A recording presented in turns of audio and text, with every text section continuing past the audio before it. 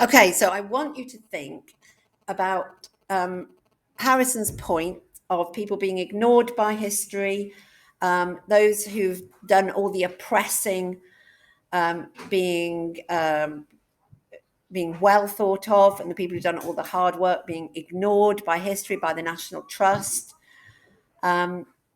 Making those points about history and accountability, what's the best things he's done? So I'm going to press pause, and you think, what are the methods that make this a hard hitting or make his point well? Okay, give me. Oh, Emma, say something interesting. What's your number one?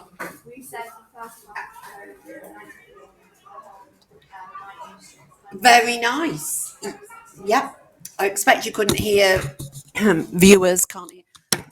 Yeah, the first half of the poem is a metaphor for the mining industry. That's great. A single example of what's actually being done to, it must be millions of people over the centuries, I think, here, or hundreds of thousands. And you think that's an effective metaphor. That's very nice to write about. Um, Isabella.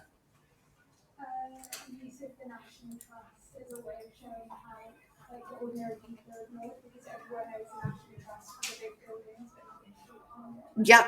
So National Trust write about the title, and yeah, exactly the political points about what they value and what they don't value in the National Trust. And it's repeated there. It's now a place that's for its beauty, and it's a place of incredible hardship. Those are great answers. The title and the metaphor. Safa, can you do anything else?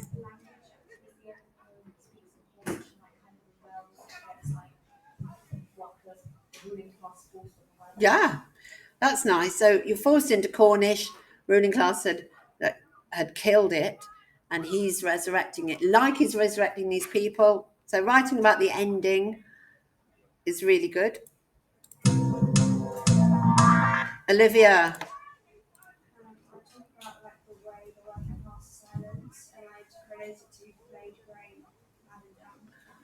Okay, you have, so the way their silence isn't what Harrison's done, but using this short phrase to sum up incredible suffering is a nice one, and it's part of the metaphor. So the big point would be the metaphor of the small example of the one person being put down a pit versus the whole of mining in the rest of the poem, and then you would write about those four short words summing up what miners have gone through as part of that point.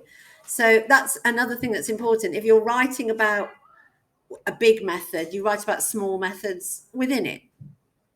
And that's a good one.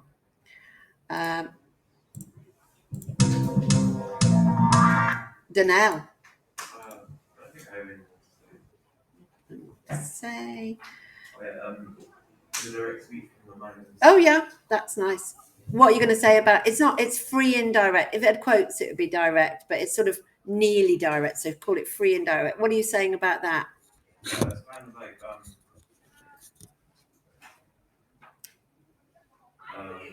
Is it ironic? yeah. No, I can see you didn't mean that. Not even a good flogging made him holler. Tony Harrison doesn't think that. He thinks that's appalling. There's an irony there. He wants you to see right through that phrase. Same as the irony of stout upholders of our law and order. Oh, they're so honourable, these rich city mayors. I'm always thinking of the people that own the orphanage at the beginning of Oliver Twist. Does anyone know what I'm talking about? Yeah. Oh, they're so worthy. They're so charitable. Look at how they help those boys in the orphanage with their food. So the stout, they're well fed. They're stout. Stout means a bit fat. So they're upholders of our law and order. They're just borrowing a convict.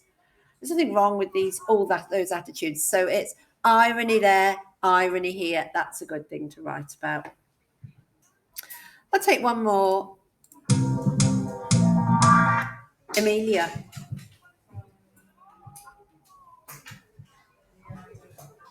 Has anyone got another one?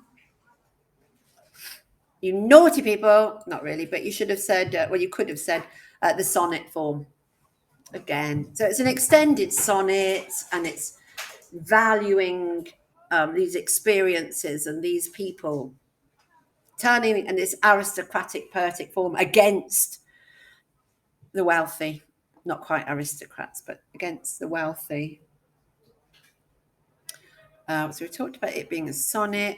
The structure of the poem has been said. It's a metaphor, and then it broadens out into the whole of mining. So the metaphor gets you the structure, and it gets you those images there, really. Anything else? Can I think of it? You'd have a lot to write about if you wrote about the title, the structure, the metaphor, the little words, the ending. That would be very good. Can you see it's better than any form of repetition or assonance or asyndetic listing, or I can't think of anything else. Okay, I will stop that.